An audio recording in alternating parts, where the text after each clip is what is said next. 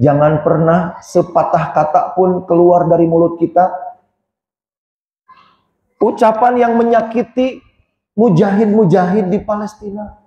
Jangan sampai juga kita mengucapkan sebuah perkataan berburuk sangka kepada para pejuang di Palestina. Ini mesti saya tekankan, kenapa? Karena terjadi di negeri kita. Mending kalau orang awam, orang-orang yang sekelas dai, umatnya banyak, lulusan Timur Tengah. Dalam kondisi seperti ini, bukannya mengutuk Zionis dan menyatakan bela sungkawa dan dukungan kepada Muslim Palestina, malah dia nyalah-nyalahin Muslim Palestina. Malah dia nuduh yang enggak-enggak kepada para pejuang di Gaza. Ini dai-dai kayak begini, demi Allah sesat. Padahal menyakiti hati mujahid, Pak. Jangankan ratusan ribuan jumlahnya di Gaza itu, menyakiti seorang mujahid, satu orang saja, menyakiti hatinya, menyakiti fisiknya, bahkan menyakiti anak istrinya saja, itu malah petaka di akhirat berat sekali. Mari kita baca hadisnya ya. Saya sampaikan nih biar kita ngeri. Mudah-mudahan tidak ada yang tersesat ngikutin dai-dai sesat seperti itu. Di hadis Bukhari Muslim dan juga Imam An-Nasai nomor 3191, Rasulullah bersabda, "Hurmatu nisa'il mujahidin 'alal qa'idin fil hurmati ka ummahatihim wa ma min." Sampai situ dulu saya terjemahkan ya. Kata Rasulullah, istri-istrinya para mujahid itu, kemuliaan dan kehormatannya setara dengan ibu kandung kalian sendiri. Itu artinya apa? Artinya jangankan menyakiti si mujahidnya, pejuang Islamnya gitu. Mujahid itu kan pejuang Islam di medan tempur, yang resiko perjuangannya adalah nyawa, itu mujahid. Jangankan nyakitin mujahidnya, nyakitin istrinya saja setara dengan nyakitin ibu kandung kita sendiri. Karena kemuliaan istri seorang mujahid setara dengan kemuliaan ibu kandung. Nyakitin satu orang, apalagi nyakitin banyak. Kemudian yang lebih ngeri lagi yang selanjutnya, Rasulullah bersabda, "Wa ma min rajulin minal qa'idin yakhluqu rajulan minal mujahidin fi ahlihi illa nusiba lahu yaumal qiyamah fa yuqalu ya fulan hadza fulan wa khudh min hasanatihi ma syi'ta. Wa ma dhannukum tarawna yada'u lahu min hasanatihi syai'an." Hadis ini tuh menjelaskan, Pak, apabila ada seorang manusia menyakiti keluarganya mujahid, maksudnya anak istrinya seorang mujahid. Seorang mujahid ini suaminya pergi ke medan tempur, anak istrinya ditinggalkan ya, ditinggalkan anak istrinya. Bukannya anak istrinya ini disantuni, ditolong karena ditinggalkan jihad oleh suaminya, tapi malah disakiti gitu. Siapa melakukan seperti ini, menyakiti keluarganya mujahid, maka di akhirat akan Allah hadirkan si mujahidnya. Allah hadirkan orang yang nyakitinya. Kemudian Allah bilang, "Wahai mujahid, ini orang yang dulu nyakitin kamu. Fakhudh min hasanatihi ma syi'ta." Maka ambillah segala pahalanya. Segala pahalanya ibadah orang yang nyakitin kamu ini, ambillah. Seberapa banyak terserah kamu. Dan demi Allah, tidak akan disisakan, Pak. Akan diambil semua itu. Habis pahala ibadah apapun itu, diambil semua. Ini nyakitin keluarga seorang mujahid. Apalagi nyakitin mujahidnya, apalagi yang disakitin sangat banyak. Ini orang-orang yang nuduh macam-macam ya. Kepada mujahid di Palestina itu, apa nggak ngeri sama hadis ini, saya juga bingung. Jadi kan saya sering terangkan, Pak, di akhirat itu ada mahkamah ikhtisos. Yang ngezalimin dengan yang dizalimin, yang nyakitin dengan yang disakitin akan dihadapkan. Maka Allah akan berkata, akan diadakan penyelesaian dengan penebusan pakai pahala. Tapi kalau yang disakitin bukan mujahid, yang disakitin orang biasa gitu ya, bukan seorang pejuang Islam, bukan seorang mujahidin, maka penyelesaiannya itu adalah ibadah-ibadah yang ditebuskan adalah sesuai dengan tingkat kezalimannya. Kalau kezalimannya ringan, pahala ibadah kecil yang ditebuskan, yang dijadikan penebus. Ibadah menyakitinya agak berat, ibadah agak besar yang dijadikan tebusan. Menyakitinya sangat berat, ibadah bisa berhaji jadi tebusan. Mungkinkah seseorang yang setelah menebus kepada orang-orang yang disakitinya, yang dizaliminya, mungkinkah akan selamat? Masih mungkin selamat. Kalau yang disakitinya cuma sedikit, menyakitinya juga ringan-ringan saja levelnya, maka setelah ditebus, pahalanya masih tersisa banyak karena dia rajin ibadah. Maka naik timbangan akan tetap menang, selamat. Tapi hal seperti ini tuh kalau yang disakiti bukan mujahid. Kalau yang disakiti seorang mujahid, maka lihat kalimatnya tadi di hadis. Kata Allah, ambil pahalanya seberapa banyak terserah kamu, akan dihabiskan. Hadirin yang dirahmati Allah. Dan yang lebih saya heran lagi ya, orang-orang yang malah menuduh bahwa Hamas itu bentukan Israel sendiri, bahwa Hamas itu menjual penderitaan Muslim Palestina untuk menggalang donasi dari seluruh dunia untuk memperkaya diri, macam-macam tuduhannya. Bahwa pejuang Palestina itu adalah Syiah, katanya gitu. Tanpa punya bukti mereka melakukan seperti itu. Yang saya lebih heran lagi adalah karena Rasulullah sendiri, hadis-hadisnya sahih, memuji pejuang di Gaza itu. Apa mereka nggak ngeri gitu? Rasul memuji, dengan pujian Rasul itu dipastikan para pejuang di Palestina ini sangat mulia dan berada di pihak yang benar. Saya akan sampaikan ya, ada 4 pasukan di dunia ini, 4 pasukan Muslim umat Nabi Muhammad SAW yang dipuji oleh Rasul. Saking hebatnya, saking mulianya, Rasul langsung memuji. Pasukan pertama tentunya ini yang paling utama, yang dalilnya paling banyak bahkan ada di Quran, adalah pasukan Rasulullah itu sendiri, yang terdiri dari para sahabat Nabi. Inilah pasukan umat Islam, umat Nabi Muhammad yang paling hebat sepanjang zaman. Jenderalnya sampai disebut pedang Allah, yaitu Khalid bin Walid radhiyallahu anhu. Yang kedua, pasukan yang dipuji oleh Rasulullah adalah ada di hadis riwayat Imam dalam kitab Al-Jami'us Shaghir 7209. Rasulullah SAW bersabda, "Latub tahannal Konstantiniyah."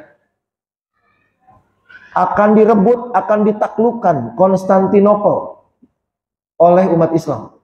Konstantinopel itu mana, Pak? Konstantinopel itu ibu kota Romawi zaman dulu. Yang sekarang ini Istanbul.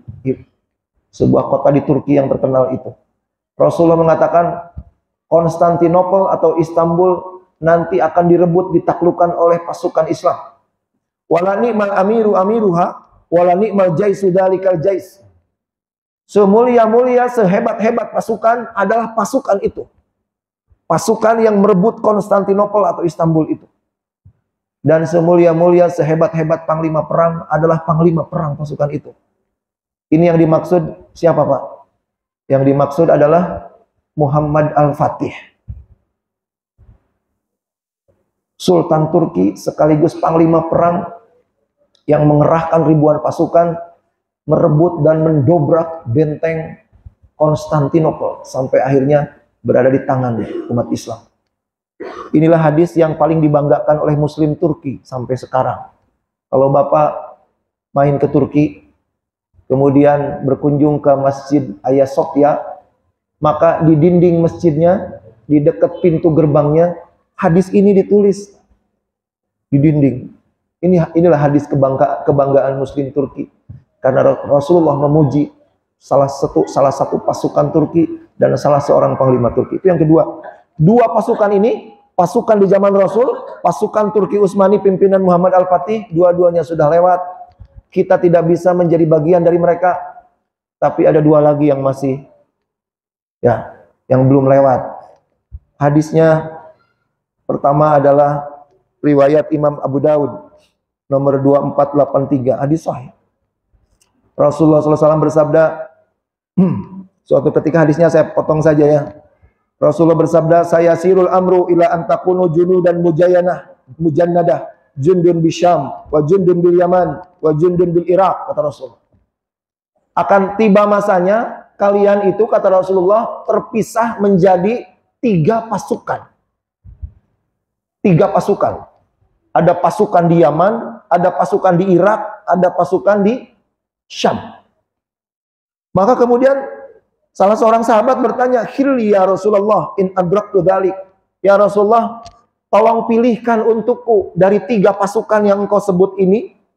Kalau aku ada di zaman itu masih hidup, aku harus bergabung ke yang mana? Dari 3 pasukan itu yang paling mulia yang mana? Aku bergabung ke mana? Maka Rasulullah bersabda, alaika bisyam, bergabunglah dengan pasukan yang ada di Syam. Fa innaha khiratullahi min ardih, karena Syam itu bumi pilihan Allah. Yaztabi ilahi khiratuhu min ibadih. Syam itu tempatnya manusia-manusia pilihan Allah. Syam itu tanah pilihan Allah, penghuninya adalah manusia-manusia pilihan Allah. Kemudian Rasul mengatakan, fa innallah tawakkala li bisyam wa ahli. Allah telah menjamin untukku Syam dan penghuninya. Menjamin apa maksudnya? Menjamin mereka ada di dalam akidah yang lurus, menjamin bahwa mereka keimanannya sangat kokoh, gitu penjelasan para ulama. Nah, tapi Syam itu di mana ini? Syam di zaman Rasul itu adalah wilayah yang luas. Di dalamnya Palestina, Suriah, Jordan, Lebanon. Itu Syam. Yang dimaksud di sini mana? Karena kalau tidak lebih spesifik akan bingung. Kenapa? Di Syam itu sekarang ada agama sesat. Di Suriah itu Syiah Nusairiyah. Sesat sekali dan sangat kejam. Kemudian di Lebanon ada Hizbullah, Syiah juga. Padahal Rasul mengatakan manusia-manusia pilihan, maka mesti dicari hadis lain. Pasti ada yang spesifik. Ternyata ada yang spesifik. Hadisnya di kitab As-Silsilah As-Shahihah nomor 4 599, Rasulullah bersabda, la tazalu ta'ifatu min ummati ala din dhahirina li aduhim qahirina la yadurhum man khalaqahum illa man asabahum min la'wain hatta ya'tiyahum amrullah wa hum kadzalik. Kata Rasulullah, akan ada sekelompok umatku terus-menerus bertempur melawan musuh-musuh Allah, membela kebenaran. Mereka akan dihianati. Dihianati maksudnya di sini oleh sesama kaum muslimin, Pak. Tetapi pengkhianatan itu tidak akan berdampak buruk kepada mereka. Lihat, Rasulullah sudah semacam memprediksi, Pak, bahwa pasukan yang di Syam ini akan dihianati. Pengkhianatannya menurut saya adalah fitnah-fitnah nggak berdasar yang dialamatkan kepada mereka. Tetapi tenang saja, Rasul menjamin fitnah-fitnah itu tidak akan berdampak buruk kepada mereka. Mereka akan terus-menerus memperjuangkan kebenaran dan melawan musuh-musuh Allah. Sahabat penasaran bertanya, "Ainahum ya Rasulullah?" Di mana pasukan yang engkau ceritakan itu ya Rasulullah? Maka Rasul menjawab, "Bi Baitil Maqdis wa atna fi Baitil Maqdis." Pasukan ini lokasinya adalah di Baitul Maqdis dan sekitar atau sekeliling Baitul Maqdis. Berarti di Palestina. Dengan hadis ini saja, orang-orang yang imannya lurus tidak akan berani, Pak, menuduh macam-macam kepada para pejuang Palestina. Rasul sendiri sudah memuji. Bahkan Palestina kan luas. Ada nggak yang lebih spesifik lagi? Ada. Saya cari-cari ada yang lebih spesifik lagi dalam kitab As-Silsilah As-Shahihah nomor 3270. Ini As-Silsilah As-Shahihah itu kitab hadis yang disusun oleh imam hadis yaitu Albani. Seorang pakar hadis sangat terkemuka yang menjadi rujukan utama dari para dai yang mencela Muslim Palestina itu. Saya setiap kali ada konflik Palestina ini terus-menerus mereka mengulang-ulang perilakunya itu. Padahal ini hadis sahih, Pak, yang mensohihkan ulama besar rujukan mereka sendiri. Rasul bersabda, "Alaikum bil jihad." Kalian harus berjihad. Usahakan ikut perang, ikut jihad. Wa inna abdullah jihadikum ar-ribat. Dan sesungguhnya semulia-mulia jihad adalah ribat. Ribat itu apa? Mempertahankan negeri dari serbuan pasukan kafir. Itu namanya ribat. Kan jihad yang dalam artian perang itu ada 2 macam. Ada jihad hujumi, jihad dalam artian pergi dari negeri kita membantu negeri muslim yang terjajah. Itu jihad. Atau menaklukkan negeri kafir. Pergi dari negeri sendiri. Ada jihad difa'i. Jihad mempertahankan negeri. Defensif gitu. Mempertahankan negeri dari serbuan pasukan kafir. Kata Rasulullah, kalian harus berjihad. Semulia-mulia jihad adalah ribat, jihad defensif, mempertahankan negeri dari serbuan kafir. Wa inna afdala, kata Rasulullah selanjutnya, wa inna afdala ribatakum, sesungguhnya ribat, jihad mempertahankan negeri, jihad defensif yang paling utama adalah Asqalan. Yang terjadi di Asqalan. Asqalan itu Gaza. Tuh lebih spesifik lagi tuh. Hadis ini sekaligus memberikan isyarat dari Rasulullah bahwa Gaza itu harus dipertahankan. Dan pertempuran mempertahankan Gaza yang dalam hadis ini disebut Asqalan itu adalah sebaik-baik jihad. Tetapi apa fatwa mereka, Pak, yang nyalah-nyalahin pejuang Hamas itu? Katanya mati konyol itu. Kenapa? Karena yang mereka inginkan itu, fatwa mereka itu jangan dilawan Israel itu. Menurut mereka, orang-orang Palestina itu hijrah, tinggalin Palestina itu. Serahin bulat-bulat kepada Israel berarti itu. Padahal ini Rasul bilang, sebaik-baik jihad adalah mempertahankan Asqalan. Asqalan itu Gaza. Itu saya juga bingung itu ya. Kalau orang awam, sekali lagi saya paham, orang awam itu kena kebodohannya. Ini sekelas dai. Hadirin yang dirahmati Allah, itulah poinnya apa tadi tuh. Jangan sampai kita terpengaruh oleh orang-orang seperti itu, kemudian ikut-ikutan mengucapkan perkataan-perkataan menuduh dengan tuduhan-tuduhan yang menyakitkan kepada para mujahidin di Palestina. Ya, malah petakannya apa tadi di akhirat? Pahala kita akan habis, Pak, diambil apabila kita menyakiti para mujahid.